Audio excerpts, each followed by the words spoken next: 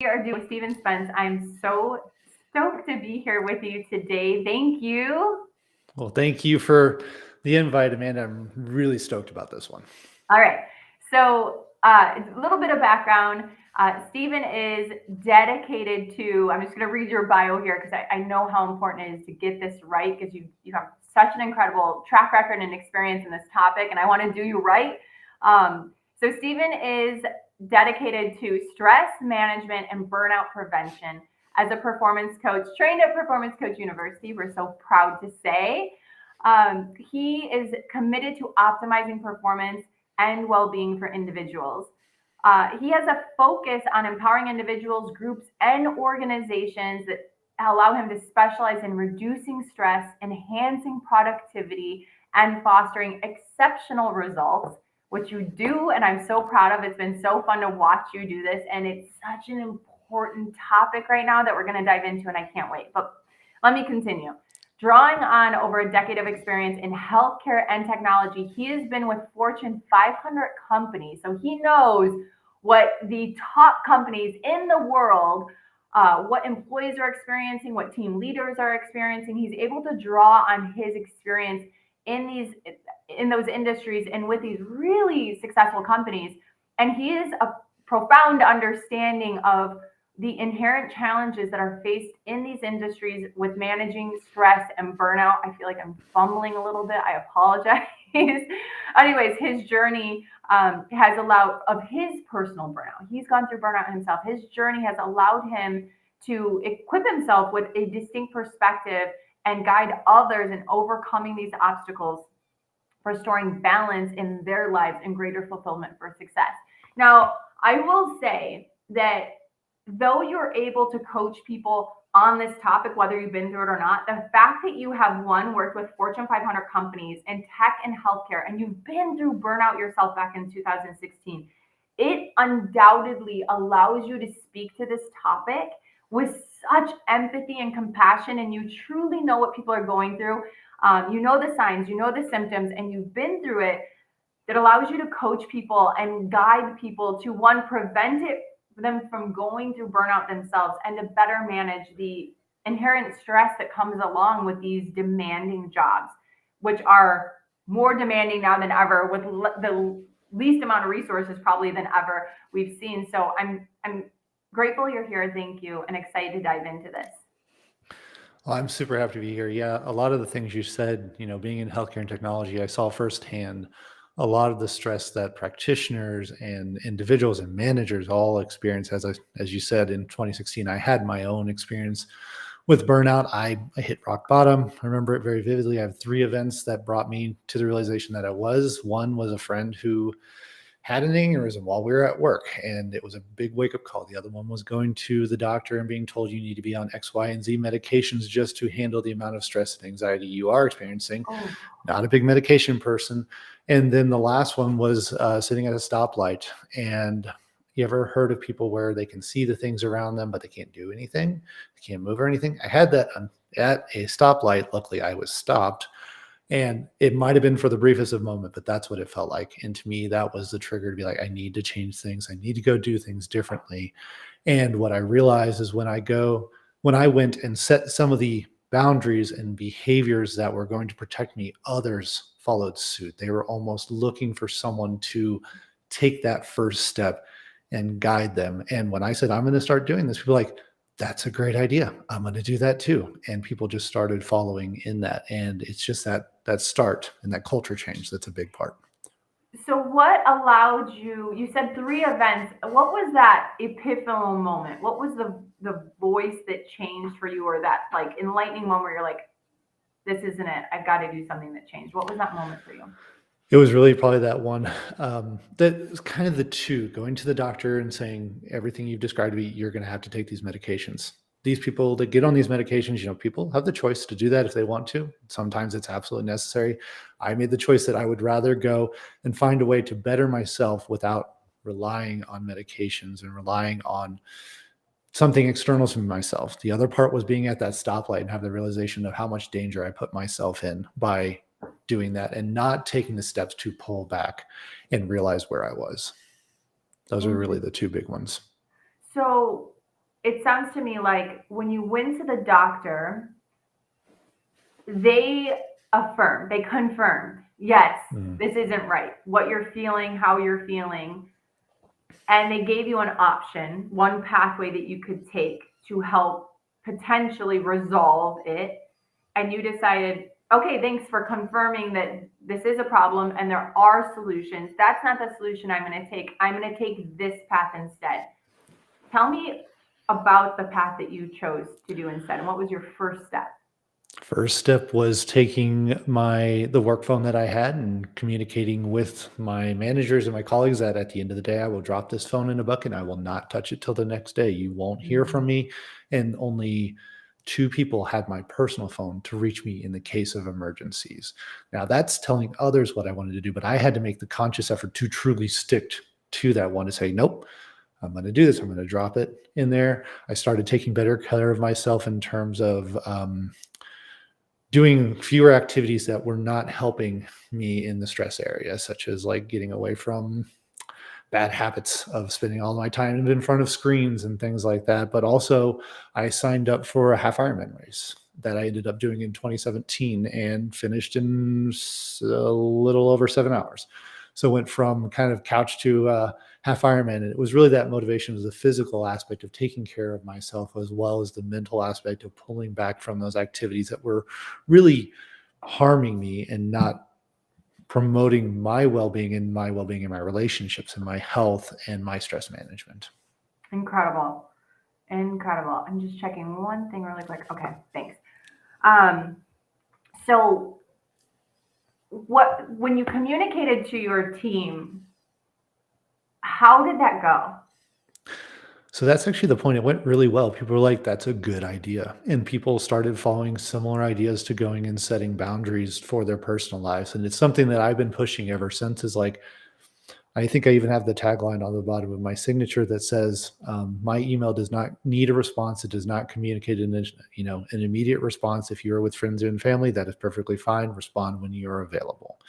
Because Mm, many people, especially in the consulting areas and others, they feel so strongly that I have to be always on. I immediately have to respond, and I've come to the realization there's very few things that require an immediate response.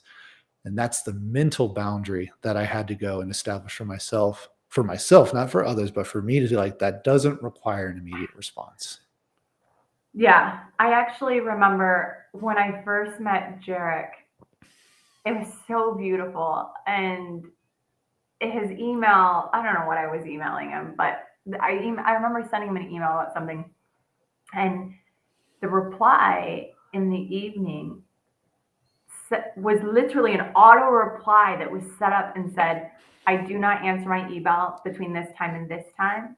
Mhm. Like, and I forget exactly what it was. I'll have to pull it up. It's from the archives and he's changed it since, but it was such a beautiful way to just say, I don't live in my email 24/7. I'm out enjoying life and I make sure to have that boundary. So, hey, thank you for the email and the Mhm. correspondence. I will be back to you with a response the next day between these hours, but it's after hours right now. And I thought that was so beautiful. Why do you think it is hard for people to have that boundary or to give themselves that permission? I think it's twofold. I think it's expectations from kind of companies and societies that you always need to be available. Everything needs to move faster and faster. Technology and healthcare is probably one of the bigger challenging areas because life is important. You can't step away from life.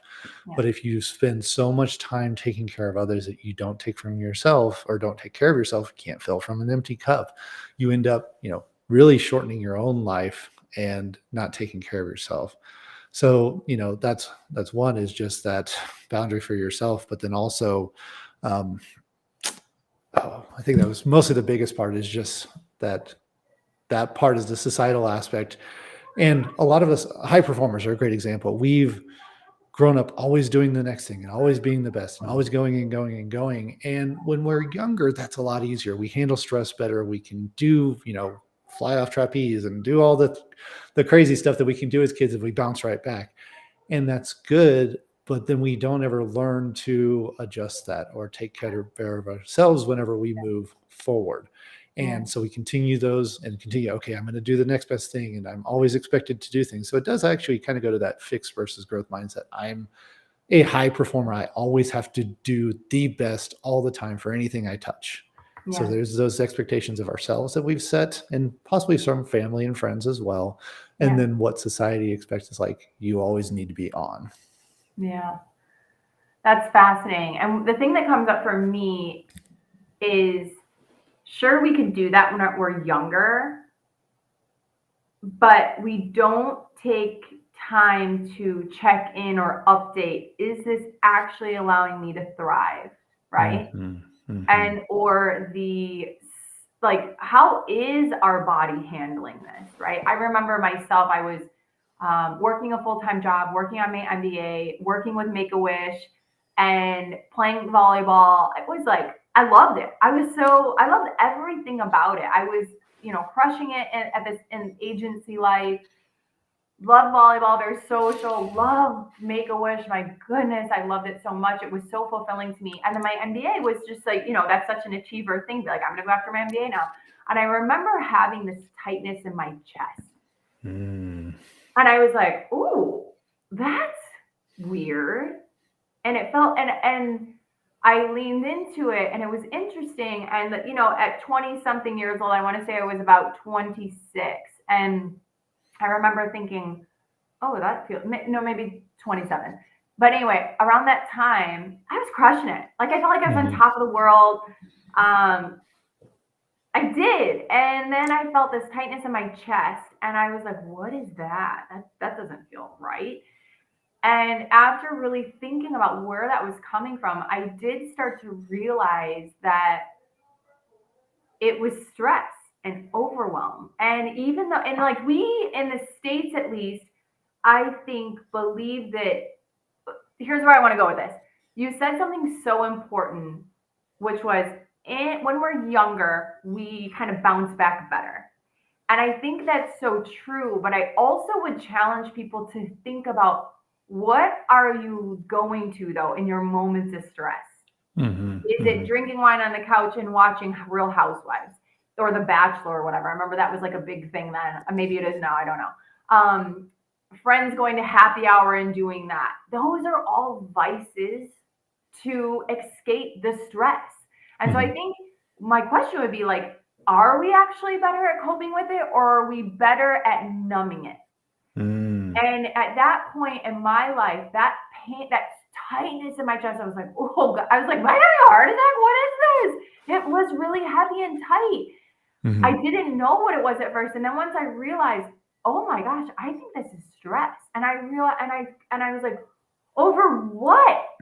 And truthfully, it probably mostly was from my job, because they love, like, at agencies, and we worked with Fortune 500 clients. Those were our stakeholders. At an agency life and world, man, do they love to find younger people that will just grind, and they know no different.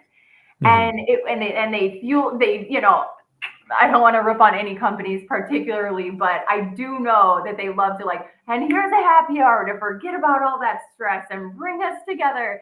Mhm. That was the moment where I was like, wait a second, dude, I am working in, like, it was an advertising agency. Like, I'm slinging ads, and like, this is great. Like, I'm learning a lot, I'm growing a lot, I'm working with Fortune 500 clients. Like, I'm doing big things. It's cool, but like, I'm not saving lives.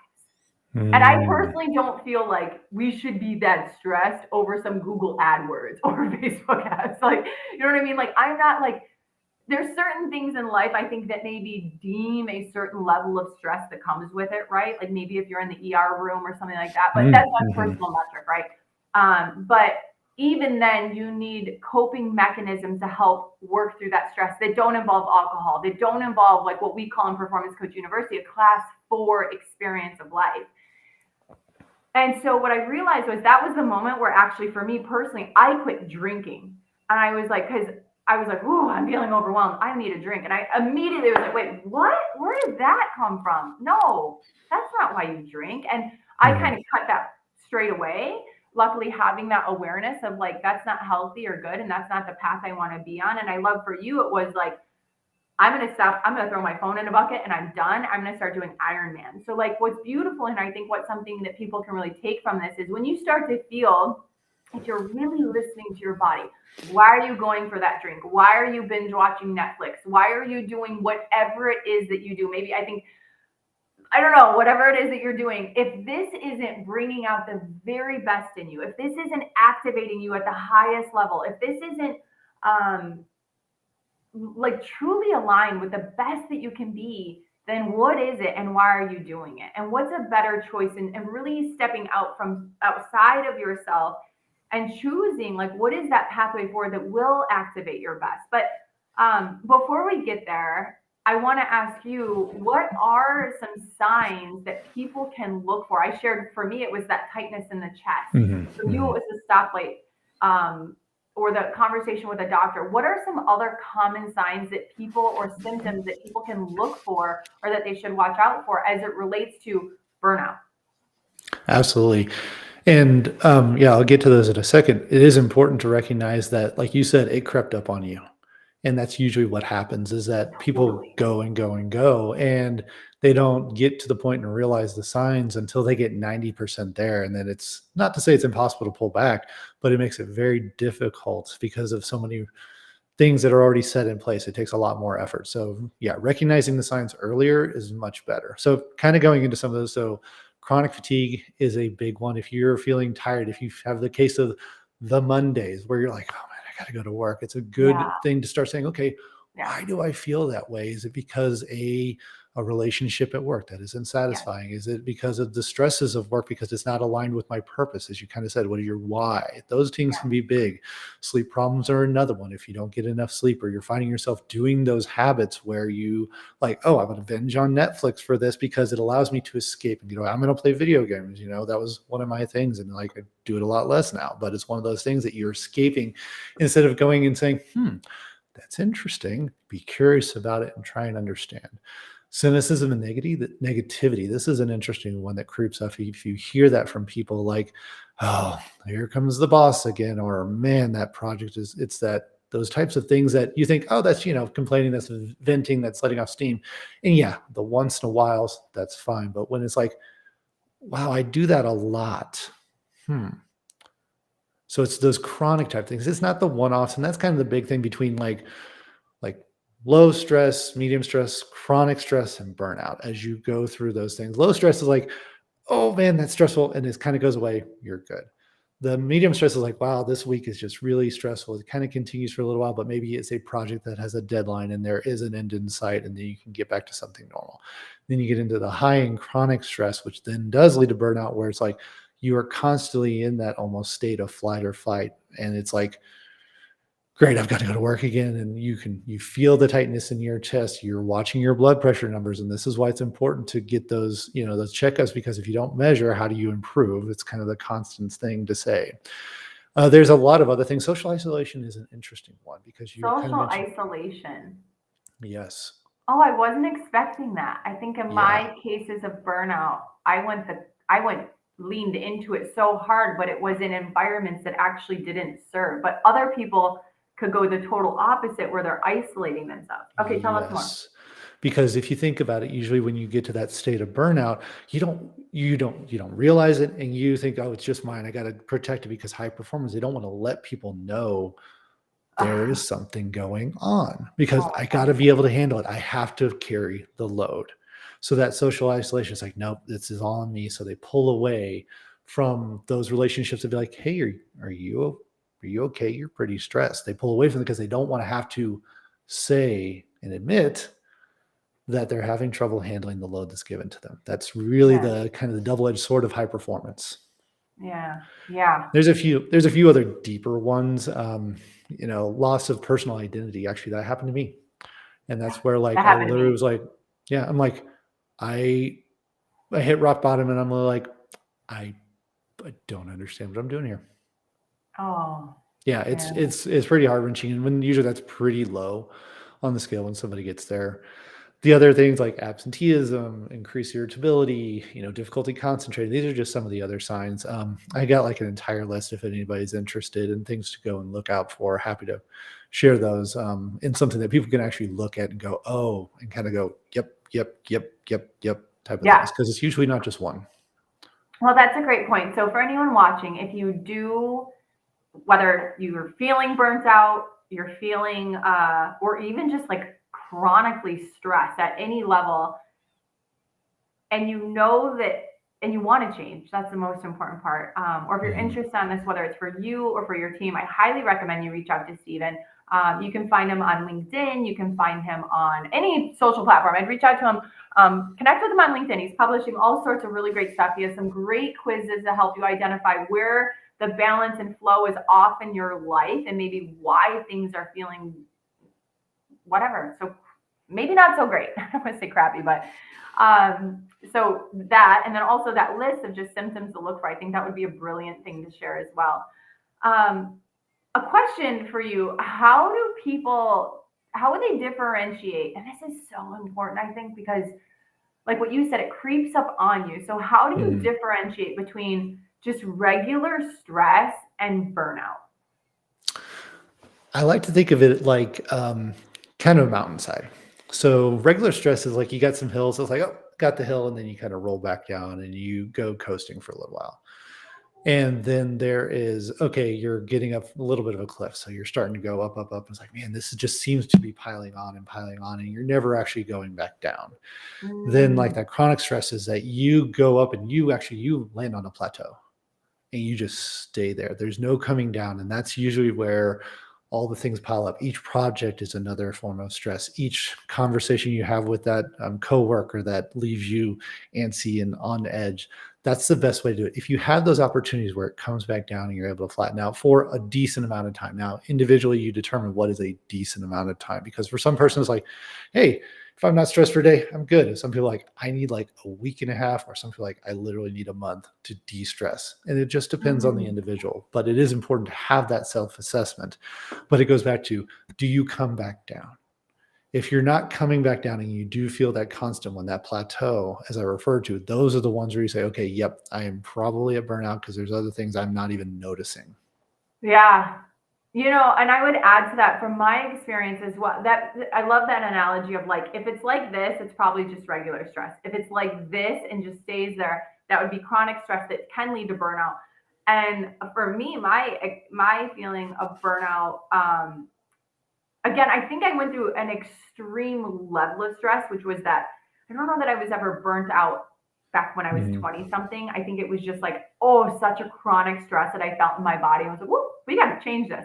However, I Mhm. did experience burnout, actually, and a lot of moms do once they become moms. And it was about, a year into being a new mom, and totally fried myself.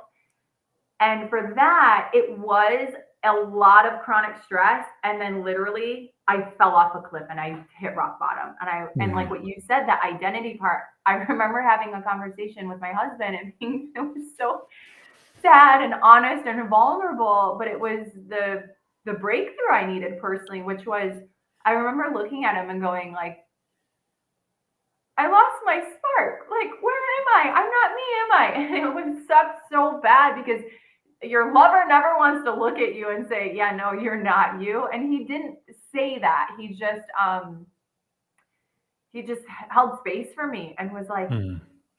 and that was the best thing he could have done. And he just heard me and held me in a way, like, mentally, emotionally, physically, but was just like, okay, like, but you're you, you're still you. But what do you, how can I best support you? And how do we get your spark back? And it was so beautiful. I think that is the beauty of, and I ended up hiring a coach. I ended up hiring a health panel, so to speak. I had my husband, thank God. And I really, this is why I love and I believe so much in the work that you're doing, because you need someone on a physical level to support you. And for me, that was, health, my health panel. Mhm. I call them because I did have a couple, I think it's important to have a couple opinions when it comes to your health and making decisions there. So I had a couple people there to help on the health perspective and doing labs and looking into that. And I chose the supplement route and adaptogens like ashwagandha and rhodiola and stuff like that, as well as breath work and other and Mhm. great Mhm. sleep, as you know, and I'm sure we'll talk about that more. But the coach part, which is the part that you do, which I love, and I feel so passionately about this, was because the power of having somebody in your corner that's not your spouse, that's not your friend, but is a um, non-biased, like just someone to be a sounding board to help you think through your thoughts, to help you get your mind right. That coach was transformational for me. I don't think truly, like, I could have tried to journal my way out of it. I could have, and I did, but I was just talking with a friend on a walk this morning. The beauty in having, and I really believe in a coach. I think therapy is great and it serves for sure.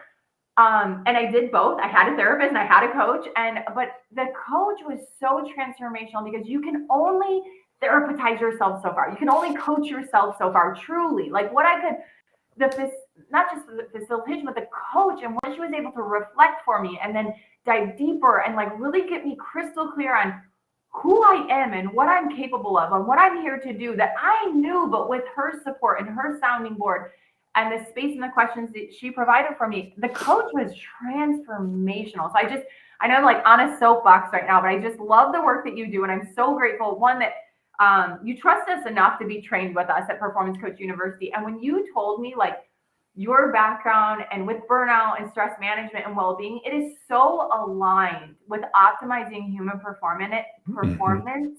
It's so aligned with helping achievers really tap into their highest and most best version of themselves. And I think the fact that you've lived this work and you've done this and you've been through it, it's so powerful. So I'm on a soapbox right now and I digress, but I'm so grateful for the work that you do and that you're doing this and on this mission. I'm so happy and proud to support you. And so I highly recommend for anyone watching to definitely reach out to Stephen because, gosh, I mean, had I not personally, and I want to hear for you too, where it might have taken you, had I not done something, it was sucking the life out of me.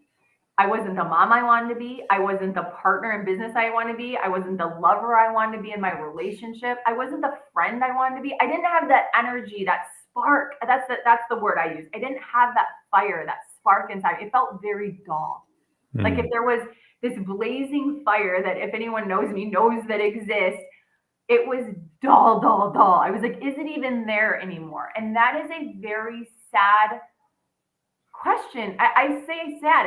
It sucked to ask that question, but it was also the question that I need to ask and say, I know it's still there, whether it needs to be lit up again or it needs to be fan that flame, but it's not going to happen. What I'm doing now isn't working.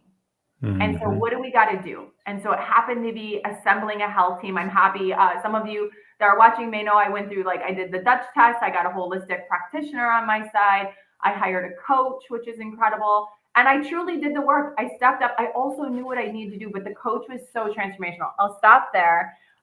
For you, what would it have cost you? Like if you didn't make that transition and that change, where do you think you would be? I might not be here, Oh, to put it bluntly. Yeah, I mean, I probably would have lost my relationship. I probably would have lost my career. I definitely would have lost my health further than what it already was if I hadn't gone and taken the steps to really pull myself out of that. And that's another reason why I do this is because I want to help people from getting to that point. I mean, I was at rock bottom, sinking into the bedrock is like the way I like to put it. You know, yeah. they say once you hit rock bottom, there's nowhere to go. I would disagree with that a little bit. You can go into the bedrock, sadly. Yeah. And I would say, yeah, I might not be here. I probably wouldn't have my career. I wouldn't have some of the other things. I wouldn't have my relationship or the life that I have now and being able to go and help and propel people forward and move them into a space of mind that they can then think about what they want to achieve. Usually Yeah. when you're in that space, you don't think about a goal. You think Yeah. about how do I survive tomorrow? How do I Yeah. Just survive get the through. evening? Yes. Yeah. So that's probably where I would be. Okay. Well, I'm so glad that you are here, one, and that for anyone that's listening, I fully believe that if we can just stop and pause and remember that there is a reason for being, and we all have a reason for being and being here and gifts to share.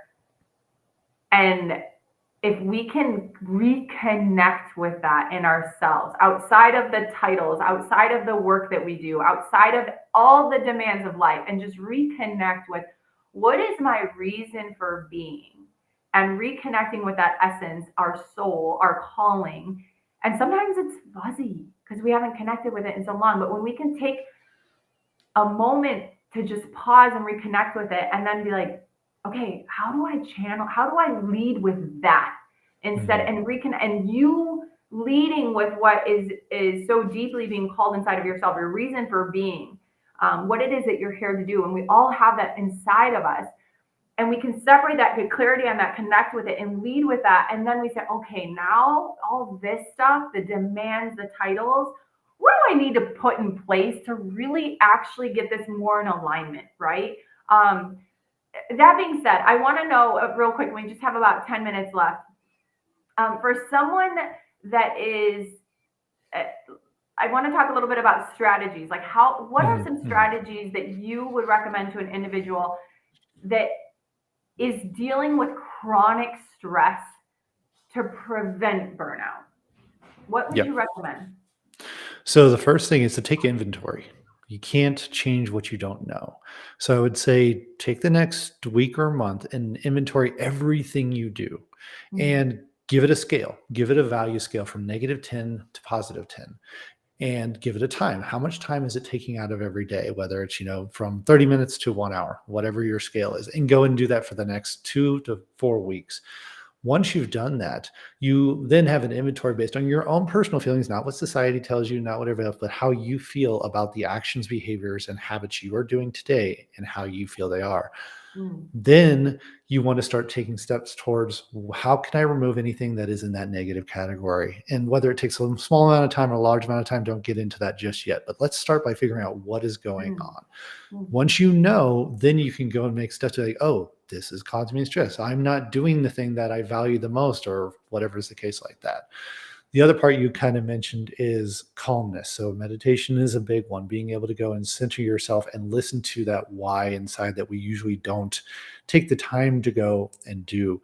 That's a really big one. I know for me, I do 30 minutes in the morning, 30 minutes at night, and I mm, change it up. Sometimes it is just quiet. Sometimes I listen to mm, soothing music to get me into a relaxed state because stress happens in life. Even though I've gone and done big measures to try and decrease stress, it happens. But I now have ways to fill myself back up. Some of that is meditation. I do cold showers to try and get myself pumped up in the morning, so to speak. Exercise is another one. Move your body. These are things that can go really well.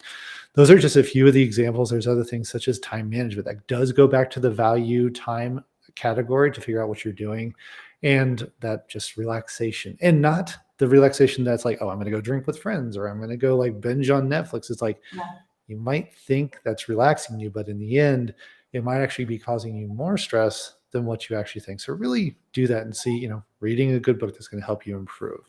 These are just some of the examples. The biggest thing is self-care, taking care of yeah. yourself, and what is self-care to you. Everybody has their own version of what self-care is: a massage, taking a long bath, whatever's the case. But those are some important things to go and actually uh, that people can take steps to go and improve on. I highly recommend doing the personal inventory of behaviors and actions because that can be super powerful. You know, my I love that. And my gut instinct tells me, for someone that is already chronically stressed and overwhelmed, adding something more to their plate to Mhm. do, I'm wondering, like, for me personally, I probably wouldn't have done it. Mhm. However, if you hire a coach and you get someone that would be, some people will just go out and do that. And I hope if you're listening, you go do that. And if you're like, I know I need to, but I'm not. I know I need to do this, but I'm not. And that gap that exists, that's the beauty of getting a coach in your corner to get you from what you need to do to actually doing it, from where you are now to where you want to be, and actually getting there and bridging that gap. That is the biggest benefit of coaching, right? And so I have to say, and I'm saying this not just to like go reach out to Stephen, but truthfully for me, it's a reminder of that is what I had to do. I could only take myself so far. And truthfully, Mhm. when I hired my coach, when I was going through burnout, this is the craziest. achiever will say to themselves, okay, just need someone to help me with time management. Mhm. So I can do more. It's like this, what? And I ended up finding this coach who, I thought that's what I needed help with. And it turns out, and I know being someone very similar to you, it's like, I will help you with that part. And in the Mm. meantime, let's take this inventory together and get crystal clear on where you're spending your time and what's most important, just all of the alignment things and really taking inventory. That's the beauty of having a coach in your corner, because you'll actually do that. Because for Mhm. me, I can't say I would have done it. I would have just put more on my plate, or I've been like, I have so much on my plate, I can't even do that. But a coach will make you do that. And in the making you do it, it will make it easier, because there'll be someone that can do it with you. So it's not just something additional to add to your plate. And it's not something that you need to do, but you're not doing. But it's actually someone there, shoulder to shoulder, side by side, in your corner, actually championing for you to not only achieve more and conquer all your dreams, but to do it in a way that allows you to do it without burning yourself out. And here's the Mhm. thing that I know to be true with burnout is burnout absolutely will tax your life. And Absolutely. so will chronic stress. And in the US, I know, obviously, because that's where we're from, we're drunk on this belief that chronic stress is okay because it's like a fish in water. They can't see it.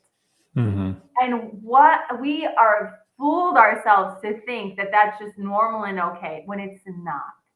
It's not, it may be normal, but it's not okay. And Mhm. it's definitely not good for our long-term health. So for anyone that's going through any of the symptoms that Stephen has talked about, for anyone that's like reaching for things that they know aren't bringing out their best and that are potentially numbing them or trying to just like distract them of the stressors of life, or for anyone that is like, gosh, no, I haven't really looked at my life and actually evaluated, is this the life I want to be living?